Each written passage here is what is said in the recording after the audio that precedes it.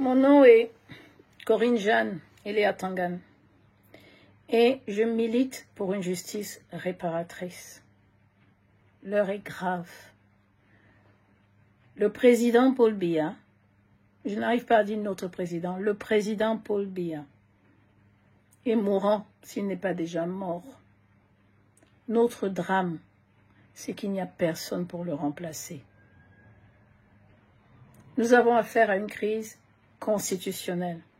Parce que le numéro 1, le président du Sénat, malade lui aussi. Président numéro 2, malade lui aussi. De toutes les façons, ils ont tous les deux plus de 80 ans. Ils n'ont pas la force de gérer l'État du Cameroun. Le prochain président du Cameroun doit être quelqu'un qui veut d'un État souverain. Quelqu'un de solide, quelqu'un de robuste, quelqu'un qui comprend les enjeux géopolitiques, politiques, économiques, qui s'inquiète pour la santé, l'éducation de son peuple. Face à ce premier problème, cette grave crise constitutionnelle que le Cameroun va devoir gérer, on a un deuxième problème qui est, quand on est en situation de crise, nous savons que l'armée prend la relève. Quelle armée? Parce que l'armée va être décidée par ceux-là même qui sont au pouvoir. Ce que nous ne voulons plus voir, cette bande de corrompus. Il y a eu ce copinage au sommet de l'État qui a planté le pays.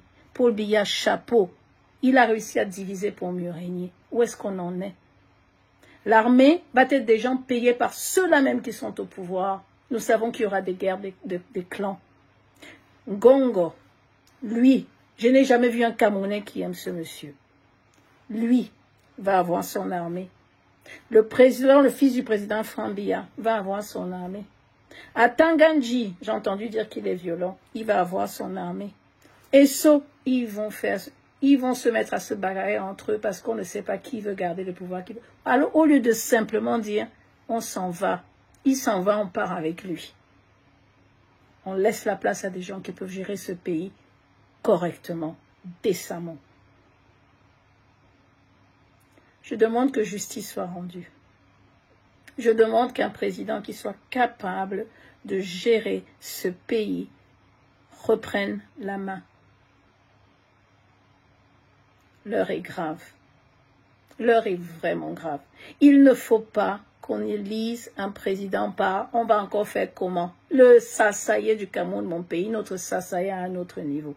Glencore Gate, c'est nous. Covid Gate, c'est nous.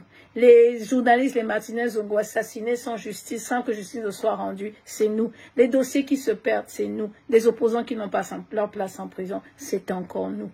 Il faut qu'on arrête. Il faut qu'on reset, qu'on recommence et qu'on avance.